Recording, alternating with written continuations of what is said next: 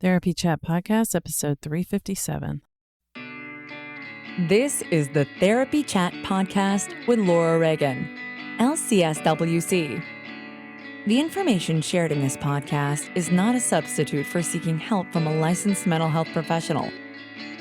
And now, here's your host, Laura Reagan, LCSWC.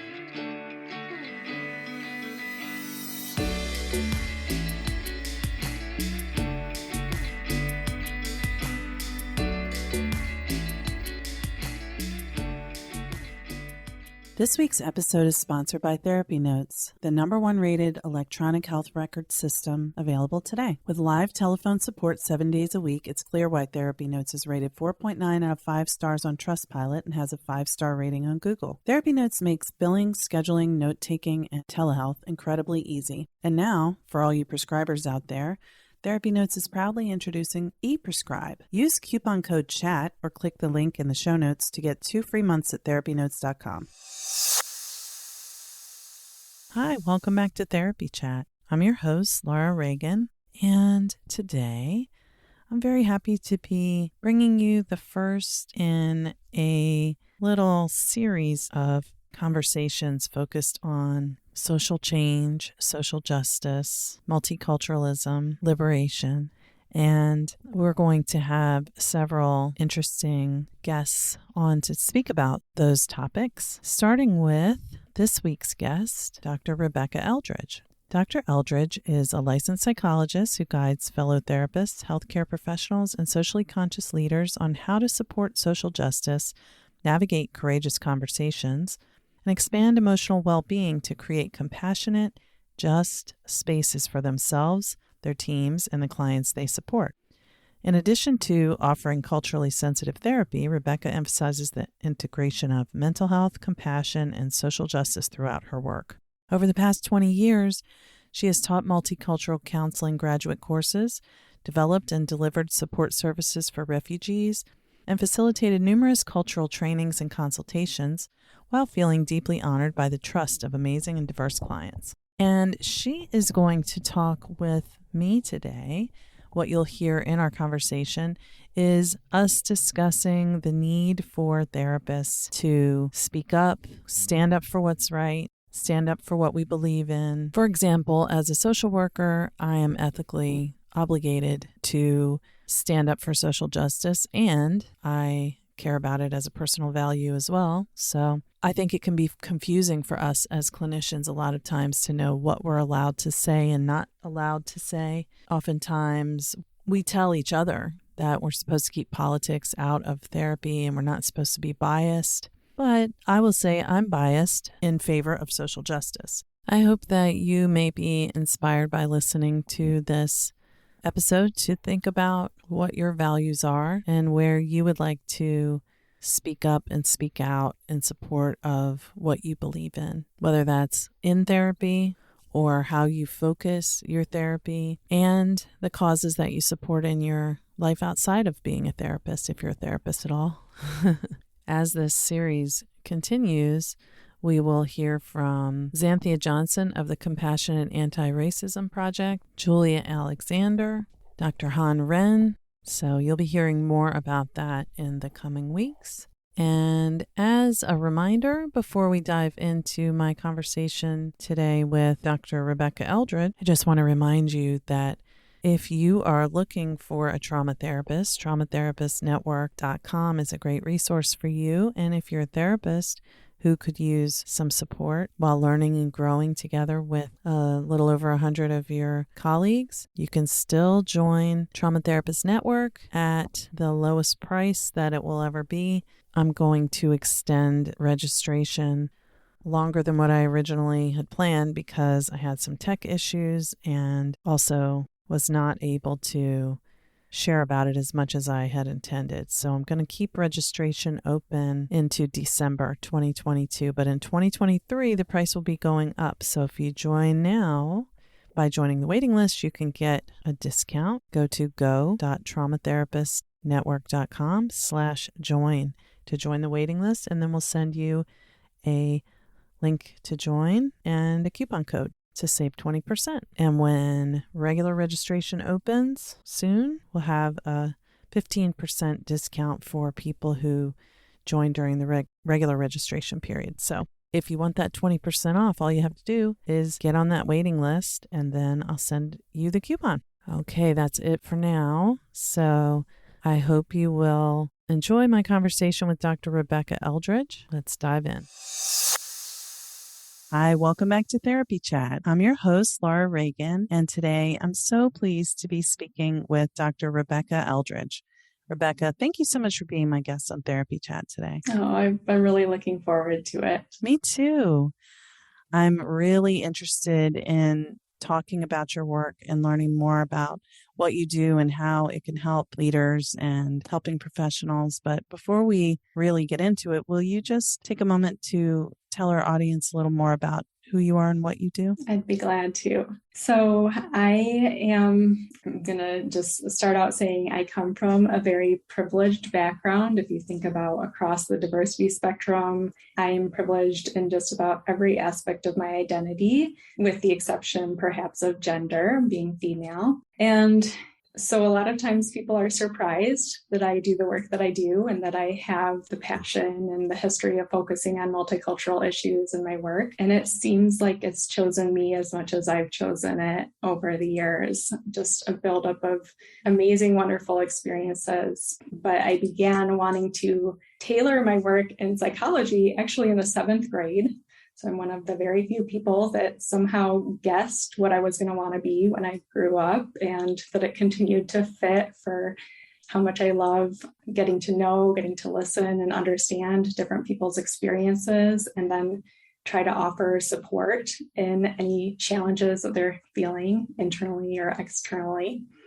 And that led me into a graduate program that supported my multicultural focus. And there was this one moment early in my training where I was assigned to work with a client. I'll just give this example because this is such a key moment in describing where I started and how I continue to love my work. I was assigned to work with this client who was a Black woman. And when I invited her to come speak with me, she told me, no, I don't want to. And she was very clear and very direct about it. And as a trainee, I was kind of caught because on the one hand, I knew that as a very light-skinned, very fair, very young, new professional, that there could be many reasons that she did not want to speak with me or feel like I would be able to understand her story. And fortunately, she agreed that we could just step aside for 5 minutes.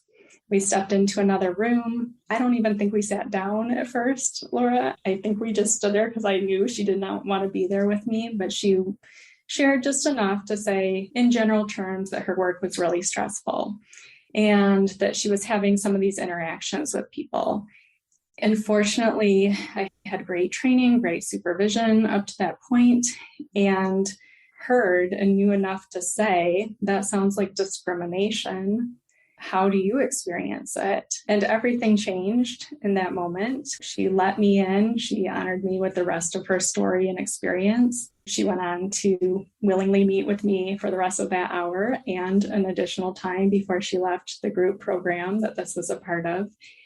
And she made decisions to see her own worth more clearly and to honor that and to say no to the way that she was being disrespected and marginalized in her workplace and to take her leadership and her brilliance elsewhere. And that moment, just the feelings of that transformation of being honored when people let me into their stories, into their lives, and being able to really bear witness to the hardships and the injustices that they've experienced, as well as their brilliance and everything that they have to offer to the world, just has continued to build ever since then. That was, like 20 years ago or so now. And that continues to be the type of work that I do and love doing, whether it's with individuals or organizations, of just supporting people who care so deeply and have so much strength to make a difference and yet are also often the people that are carrying the burdens of the injustices that they're trying to change. That is a powerful point, that the people often who are out there trying to make change are frequently directly impacted by the same concerns that they're trying to address.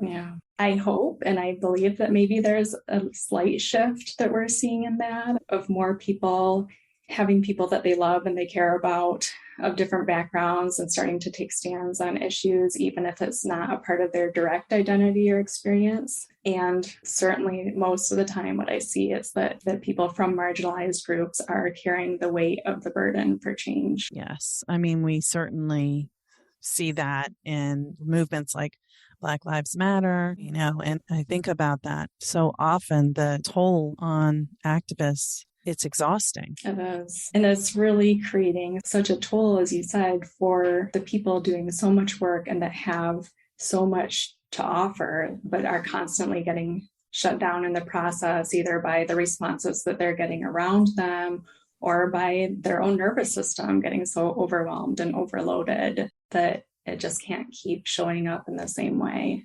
Right. So exactly, with a nervous system impact, we who have experienced trauma, and most of the causes that people are out there trying to do activism around relate in some way to trauma. Mm-hmm. So having experiences of trauma and then going and trying to make a difference, whether it's direct work with people or it's legislative advocacy or on the streets advocacy, activism, our nervous systems are feeling the impact. It's not something you can just avoid. No, and it's very hard at times to really shelter and nurture our nervous systems back to safety. It can be really challenging when there's triggers that can come from all directions at any time, any conversation. It can be friends, it can be family, it can be clients, coworkers, neighbors. I mean, it just right now is so prevalent. I know we were just talking a little while ago about examples of that,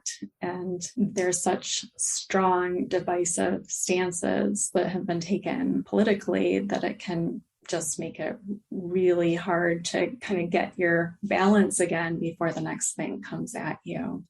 Yeah. It really feels that way. I would say before the pandemic, it was feeling like there was a bombardment of both outrageous actions that caused people to feel outraged and a lot of loud conflict everywhere, in so many different fronts in our culture here in the US, but it's around the world. Right. Yeah, it is. It's international in all sorts of different ways. Some commonalities among the issues and some that are unique to different areas, but it's so widespread. Yeah.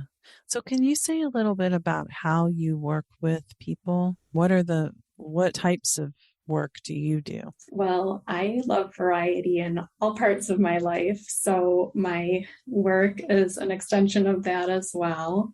I do individual therapy and coaching. I also do speaking and facilitation or trainings, workshops, whether for, organizations or small groups that are looking to kind of pursue this integration of wellness and social justice. This bridge between how do we take care of ourselves as we're continuing to try to show up and have our most effective and sustainable impact in the world around us. So I'm so fortunate. I work with such amazing people and organizations who care about their change makers. They're themselves and what's important to them, the values that they hold, the people that they want to show up for, or at the organizational level, organizations that really see we have this portion of our staff, of our employees, or that are kind of tasked with, whether it's a diversity committee or a DEI group, that are tasked with bringing about big changes, often against big obstacles and the toll that takes, and wanting to support those people so that they don't lose those people. I mean, we see so many people. I think I saw that nearly 50%, nearly half of the population of employed people are actively looking or interested in leaving their jobs. And so when companies know that's such a high risk at the same time that they're trying to get more diversity representation, if they really mean that beyond just words, then these are some of the key people that they really need to be watching and protecting the well-being of. So I get to work with people across all different levels and layers, and people that really, once when they're taking care of themselves, when they have the opportunity to even learn to feel and understand their emotions in different ways, it just can bring even more of their brilliance into the world. That's wonderful. And one thing I've seen mentioned quite a bit in reference to like big corporations and diversity, equity, and inclusion initiatives is, the person of color being, say, there's one person of color on a team. It's like, you're the DEI lead now. And they're like, really? Right.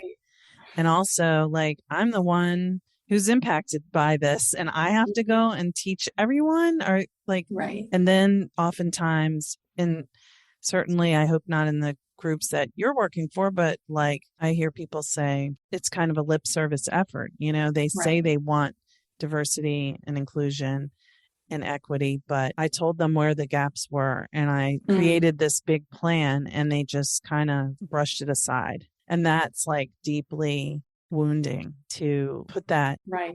effort in and have it just be kind of dismissed. Yes. I mean, I was talking to somebody who's actually, the chief equity officer for a large organization recently, doing amazing work, has a team. He was describing the different elements of the work that they're doing for this organization. Just incredible work. And he was saying, like, yes, like, who's taking care of this team? He's trying to check in on them. He's more seasoned, been in the field longer. He knows what a toll it takes. And he's seeing people that are relatively new in their careers and noticing they're already kind of looking like, oh, okay, this is hard. And so even in an organization where they have people that are hired specifically to be in these roles, there's still this pushback of maybe some of the leadership wants it and values it, but that might not be the person's direct manager who's saying like, oh, you have to go to another meeting, or, oh, this is taking time away from your other work. Like, okay, it's fine as long as you're still getting just as much done just as quickly as you would if you weren't doing this other, diversity effort or initiative. And so there's this mismatch that really leaves people in a push and pull. And as you said, can be very wounding, re-traumatizing as people experience some of the same rejection that might be repetitive of earlier experiences or ongoing experiences in many cases. Yeah. I felt like when you said, as long as you can get your other work done, I just felt immediately like, oh, but what about the impact, the emotional impact of the DEI work they're doing? When do they get to recover from that before they have to do the other work again? Right. Don't forget to get me that report that was due on Friday. Exactly. Like, okay, like, that's fine. It looks good for the company, but make sure your other work isn't slipping. Make sure you're not missing any other meetings. And the fact that, for a lot of people, it's not just a job. Like it's maybe a job and it's also their lived experience. So they don't leave the job and get to turn that part of their work off. Like then they go out into the world where they're continuing to experience the same thing in their interactions. Yeah. So how do you work with people? What types of, well, let me back up. When we were talking before, we talked about you sort of saying that taking care of your nervous system is basically a social justice imperative. So for people who are doing social justice work, it's not optional to tend to that part of you. But can you talk about that a bit? Yes, absolutely. That's such a core of my work. So, and I say core, and I'm literally picturing like I have a model for kind of change making and cultural competence that has different layers to it. And this layer is literally like the core, the heart of it, because all of the other layers become less effective or less impactful if you're not taking care of compassion for yourself, compassion for others, that core of the nervous system of how do you sit with your own feelings, your own sensations, how do you create safety for yourself internally, and how do you do that for the intense emotions and experiences of others. And so people often want to skip to an action stage. I want to know what to do. Just tell me what to do. Or I'm trying to do this, I'm doing. And yet, if it's not kind of grounded in this being able to recenter, being able to tune into what is this telling me? How is this actually helping me to feel what I'm feeling right now? And I totally get that that's like such a big ask and sometimes so counterintuitive from what people have felt or believed about their emotions and their nervous system before, like where it's more of a battle, that's something that they have to escape from or fight back against or try to avoid at all costs because of the fear that it will just capsize them entirely. And instead, really viewing that as the lighthouse, as learning to watch for the cues of your emotions in your body as something that can actually help to guide you safely toward what you really care about, toward that impact that you want to have, because you can then arrive with less damage in the process. So many people go into these like start and stop, like I gotta go, I gotta do something, I really have to act on this, I need to make a change, and then before long completely depleted, saying like I can't look at another news story, I can't do anything, like I need 6 months off before I'm gonna feel like I'm myself again, and then go back into later another action stage.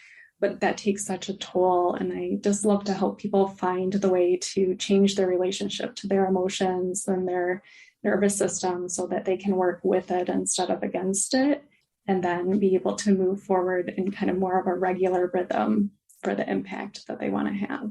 And how I do that, did you want me to say more of the specifics? That would be lovely. I mean, because I'm very intrigued about that.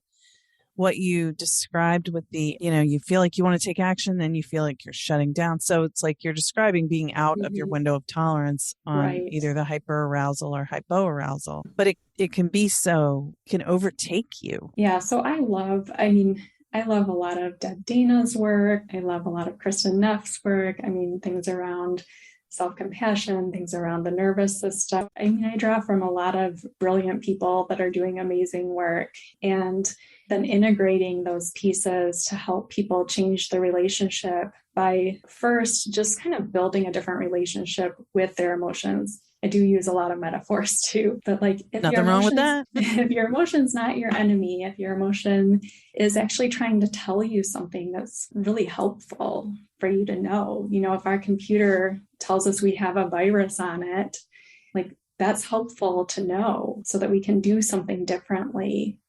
And same thing with our emotions. So for some people, it's really being able to recognize feelings. For some people, it's really tuning into the physiological sensations, what's going on in your body. So I love experiential approaches. So I use a lot of felt sense. I've done training in EFT and emotional freedom techniques. So that's one of the things that I love for seeing what an impact it can have on people, even in the moment, to kind of connect to what's feeling bad while at the same time immediately decreasing a lot of the intensity and feeling better and coming to different ways of looking at things. And I love also Deb Dana's nervous system ladder. So doing a lot of just helping people when I'm working with people individually, really helping people to change that relationship by getting practice with how to listen for and tune into what their body is telling them. And I think I've heard you talk before about, some of the books like The Body Keeps the Score, things like that. And, so I love everything that I can learn about neuroscience and making that really – applicable to people's everyday lives. Running a group private practice has been a challenging and rewarding experience, and one thing that has made it so much easier is Therapy Notes. Therapy Notes makes billing, scheduling, note taking, and telehealth incredibly easy. If you're coming from another EHR, like I did, Therapy Notes makes the transition incredibly easy, importing your demographic data free of charge so you can get going right away. My team has found Therapy Notes very easy to learn, it's intuitive, the customer support is second to none. And that's one of the things that has kept me a Therapy Notes customer for several years now. Anytime I've needed to contact Therapy Notes for help with an issue I couldn't figure out on my own, I've been able to get through to someone and resolve the issue within 15 minutes, 99% of the time. Find out what more than 100,000 mental health professionals already know. Try Therapy Notes for 2 months absolutely free. Just click on the link in the show notes or enter the promo code CHAT at therapynotes.com. Hey therapists, this is Laura Reagan. If you listen to this show regularly, you're hearing a lot about trauma and attachment, and you probably know these two underlying concerns are what drive most people to seek therapy regardless of how the symptoms present. The good news is trauma is becoming a buzzword, and that's great because more people are discovering there's a reason they feel the way they do, and now they can name what they need help with, but they need to find therapists who can help them. And that's where you come in. Join Trauma Therapist Network's therapist directory now at the founding member price of $33 a month, and you'll receive a beautiful listing that can function as a web page if you don't want to set up your own site, or even if you have your own. And you can include links to videos of yourself, blog posts, and you're part of a community. Right now, we have quarterly calls for all members. Our first one happened in October, and it was lovely. Everyone said they really enjoyed it, but I'm adding more content that will begin to be available March 1st, 2022. And if you sign up for February 1st, you'll be locked in at the founding member price of $33 a month. February 1st, the price is going to go up to $97 a month to reflect the added value of these new offerings. And everybody who signs up as a founding member for $33 a month will get all that content beginning March 1st, as long as you keep your membership. I'm really excited about what's to come. We're going to have weekly live calls, 4 per month, and one will be a Q&A, one will be focused on self-care, one will be case consultation, and one will be training on a certain topic. Hurry on over to traumatherapistnetwork.com to sign up and become a founding member of this beautiful community of wonderful, passionate, and skilled trauma therapists. We need you. People who have trauma are out there looking for you, and they don't know how to discern that you specialize in trauma. So come on over to the Trauma Therapist Network and get listed. Join our community and this movement. traumatherapistnetwork.com. Yeah, because we all have a nervous system, no matter who you are, and it gets dysregulated, no matter who you are. But I understand now that it's always seeking to get back to a state of, wellness in some way. Yeah. And when we can, thinking about the window of tolerance or the nervous system ladder, thinking about it, the more you can recognize the landmarks for, I suddenly seem to be in the land of sympathetic nervous system now. Or, for example, I get really clumsy when I'm in more of a nervous system sympathetic state. And so that can be one of the clues. Like if I notice I'm starting to drop things or trip over things or whatever, I'm like, okay, let me just slow down for a minute and figure out what's going on, what needs my attention here. And being intentional about it feels so much better because I feel so much more comfortable with my emotions, even the really strong emotions. Knowing that, I can listen to them and work with them has been a game changer for me. And I see it being a game changer for so many clients time after time, where they can make amazing decisions that are good for their life because they've been able to recognize the signs of being dysregulated and then get back to more of that calm, connected space where they can problem solve and they can think clearly and they can look at what they need differently. Yeah, that's so hopeful because, things can be really discouraging sometimes. Yes, absolutely. And we don't have I don't know if other people would see this differently. Listeners can answer this for themselves, I guess. But in my experience, we don't have a ton of great models for healthy relationships to our emotions. Our parents often haven't had that, our grandparents, our ancestors, it's hard to develop a sense of trust and comfort with the uncomfortable parts of our feelings if that's never been modeled or taught to us. And so people can often be pretty exhausted by the process before they get a chance to say, oh, wait, you mean like this isn't totally trying to thwart my efforts or like drown me in overwhelm? Like if I slow down and feel this, it's not going to completely incapacitate me. Like that's hard to believe at first if you haven't had a chance to experience it. Yeah, it does feel like that. I know for me, like there are certain things where it's like you're afraid to feel something because you're afraid that if you feel it, you won't come back from it. It'll swallow you up and that'll be it. Yes, for sure. You will be in the belly of the whale and Yeah. you're never coming out again. Yeah. Yeah, totally. Well, I think it's interesting that a lot of the work you do is within the context of people in their work environment. Because, at work, especially in corporate settings, but really it's a general rule that at work, you're expected to just like, you're at work, this is business, do your work. It's not about being emotional. It's not about, it's about efficiency. It's detached from emotion. It's like fast and effective. And, I mean, even in the therapy world, our work is emotions, but we're on, there's a tight time schedule. Our boundaries are supposed to be really solid. There's get your notes done. There's always so many things that don't seem to account for the fact that your child was sick and you're worried about them at daycare, not knowing if they're going to feel okay or if somebody's going to be kind to them if their stomach's upset or something like that. And that's like a tiny example. I mean, there are things that can have so much more weight than that. Living with racial violence and racism and you leave your house and you get to work and what happened in between that time, and then you show up and you're supposed to just be a professional and do your job and do it well. Then if you're struggling in some way, everyone's like, oh, you're struggling, is this job right for you? Maybe you're not cut out for this. Right. And that's even if they're willing to consider this like struggling as a temporary, like you're struggling versus labeling you or stereotyping Right. you in some more pervasive characterological way.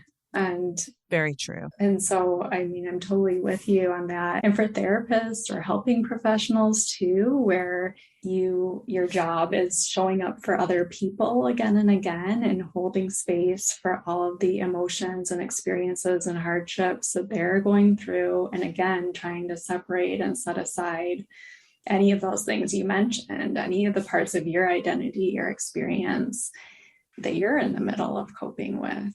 It's hard. It's a big ask. And one of the things many therapists struggle with, and people have been talking about this throughout the pandemic, but it's much beyond the pandemic, that when our clients are distraught about something that's happening in the outside world, if we have a history with that, or if we're currently, even more so, I think it's difficult if we're currently impacted by that thing. Easy example is a Black therapist who's working with a Black client, and the client is talking about experiences of racism, and the therapist is remembering and feeling everything of their own experiences with racism. And then there's so many, layers of other, as you've said, identities that, the therapist could be feeling shame about their privilege to have had a different experience than their client, or wanting to relate to the client, or feeling like the client's experience isn't as bad as what they've been through, or just being distracted by their own feelings about the pain that they're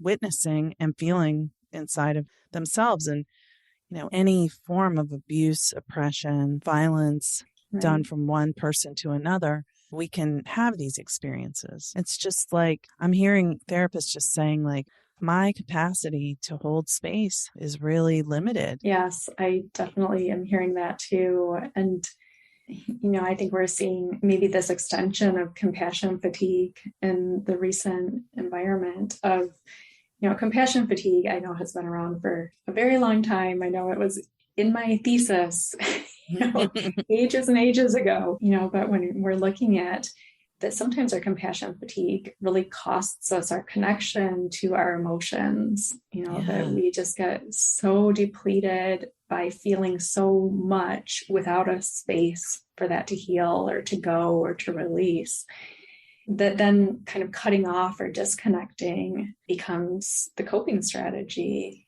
becomes the way to survive. And yet then it cuts us off not only from our internal experiences, perhaps, but also from the very relationships and people and work and efforts that we really are wanting to have to make our life meaningful. And most people that I know are not in therapy for the money that they're making as a therapist.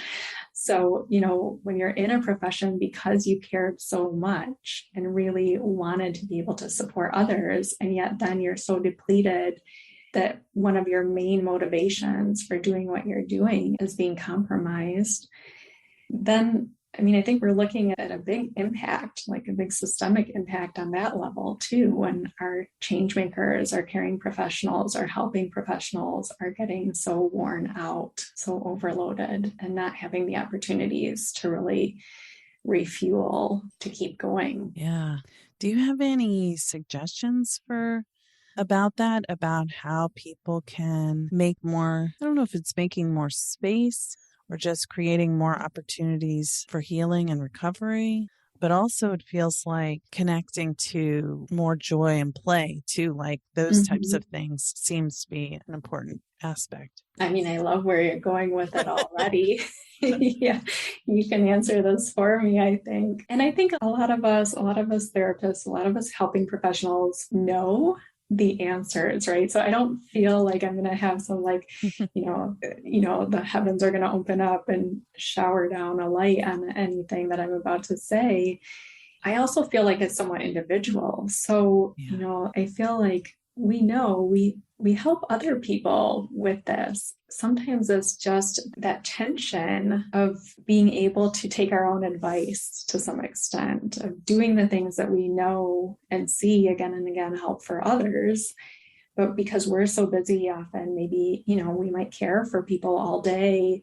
And then we go home and care for more people, whether it's aging parents or children or friends, whether it's taking in the news and really caring and crying and feeling the grief of people suffering on the other side of the world, that it's hard to get a break from that and not feel, perhaps I hear a lot of people feel guilty about it or feel like, well, how can I take a break? How can I do something for me? That wouldn't be fair. Like, people around me are needing me. They're relying on me. Like, I can't afford to let up, or else somebody who's depending on me is going to suffer for it. And so we get into that paradox where we feel like we can't do the things we know to do for ourselves because we're so busy doing for and helping for everybody else. And the flip side of that is that, if we could slow down and play, have fun, listen to or watch something for laughter, get outside and connect to nature in some way.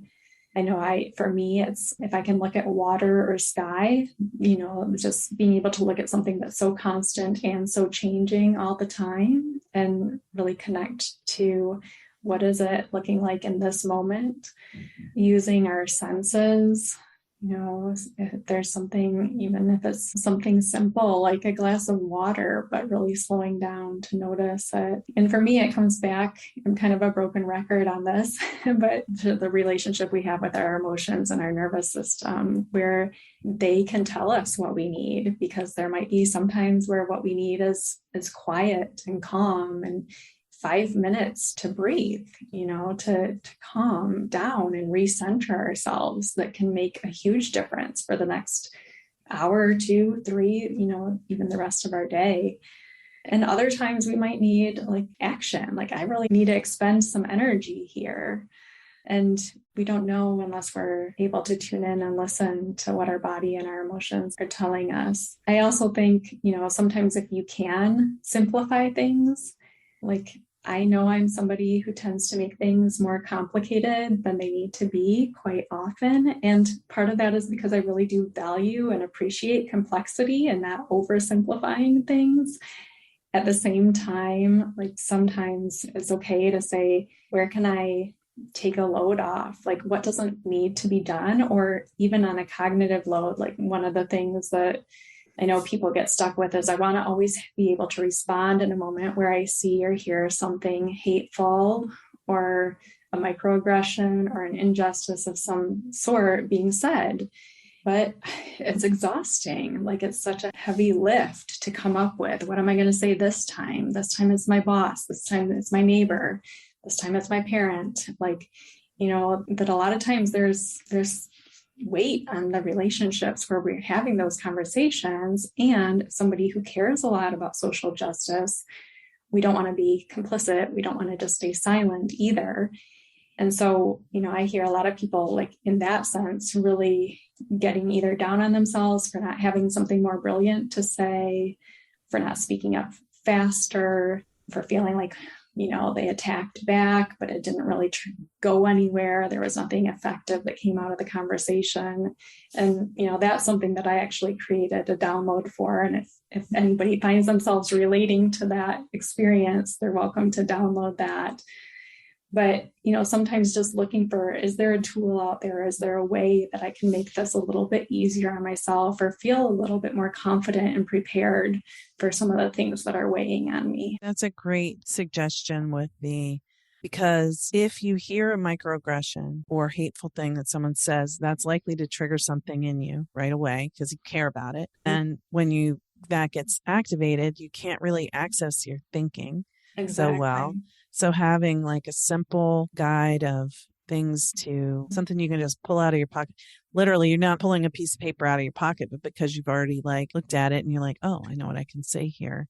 Because I think what happens is we try to address something. Sometimes someone will try to address something with someone in their family or a friend, and then it just becomes frustrating. The other person's not really getting it or they don't want to hear it. And then you feel like giving up and you just want to distance yourself from that person, which maybe that might be the right thing would be to distance yourself from them if they're consistently this way and they have no desire to change. But that doesn't mean you have to feel disempowered and hopeless and helpless, right? If you can stay centered. Yeah. And I mean, I do have a bias. I mean, I have a lot of biases, but one of my biases is that we can't afford to cut everybody off that we disagree with every time. So while there are situations where a relationship is really unhealthy or toxic, or like, it's harmful to engage and a boundary is completely appropriate, that if everybody who says something that we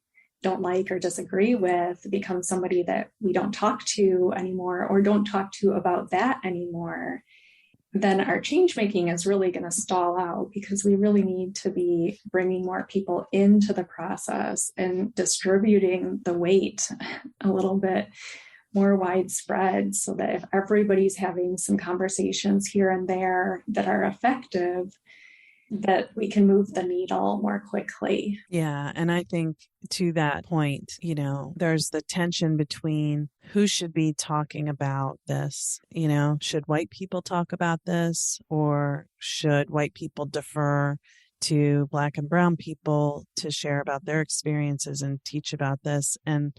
But then Black and brown people are carrying the whole burden consistently of doing the teaching and feeling all of the impact of it and becoming more and more exhausted. If it's not spread out among all of the people who are caring, the ones who are leading are going to, it's unsustainable. Yeah, it's absolutely unsustainable. And you brought up a point there that I think a lot of people do get concerned about, and it's good to be very conscious and aware of it.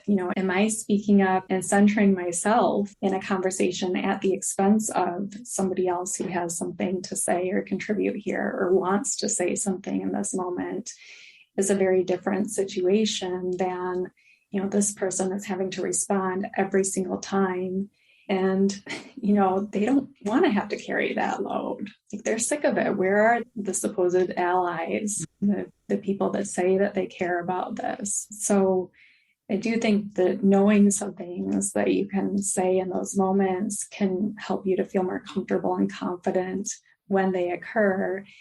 And, a lot of times, sometimes these meetings might be, a public moment and in literally a corporate setting or something where it's in front of a bunch of people and who's going to respond. I think a lot of missed opportunities are in our day-to-day lives with the people that we have relationships with and are talking to already, who are taking their news from different sources, perhaps, or hearing a very disproportionate amount of information from one perspective. And if we say like, oh, I just can't even, like, I'm done with it. If we all do that, then the cost is just too great. And so not everybody is going to be able to speak up all the time. But I think more of us feeling empowered that we have the tools to speak up more often, and that we're taking care of ourselves so that we actually have the resources and are more likely to be in a state where we can speak up and can think clearly in that moment, because we're not already so depleted. I think that's where those two pieces really go hand in hand. Yeah, that makes sense to me too. Oh, Rebecca, it's been really great talking with you about this very important subject. And where can people find more of what you're offering and what you're doing? Well, certainly they can go to my website. That is RebeccaEPhD.com. That way people don't have to worry about knowing how to spell my last name correctly. You just have to spell the first name. And there's also the download that I mentioned, the 5 ways to speak up. That would be a way to get that resource and some support around how to use it, as well as, if you're interested, please stay on the list. And I send out just weekly support and encouragement and resources. And that one is RebeccaEPhD.com/5 ways. That's for 5 ways to speak up. Okay. And certainly I'd love for people to connect with me on LinkedIn. Like, send me a message, let me know any questions or anything that you really identified with or that spoke to you. I love to have conversations there as well. So people are welcome to message me on LinkedIn or connect with me there too. Wonderful. Thank you. And I will put links to your LinkedIn, your download, and your website on the show notes. But I've really enjoyed talking with you, and I'm grateful for what you're doing, because you're supporting the people who are out there making change. And so you're making change in that way as well. And I'm grateful for you staying in the work and helping people stay in the work. Thank you. I mean, I'm so thankful to be doing the work that I'm doing. So it gives me as much back to it as I give, as I put in. Well, it was a pleasure talking with you on Therapy Chat today. I'm so grateful that you were my guest. Thanks, Laura. I'm grateful to be your guest and to be here, and really enjoyed the conversation. Thank you to Therapy Notes for sponsoring this week's episode. I do love Therapy Notes. It's such an asset to my business and makes my job as a practice owner and a therapist much easier. Try it today with no strings attached and see why everyone is switching to Therapy Notes, now featuring ePrescribe. Use coupon code CHAT or click the link in the show notes to get 2 free months at therapynotes.com. Thank you for listening to Therapy Chat with your host, Laura Reagan, LCSWC. For more information, please visit therapychatpodcast.com.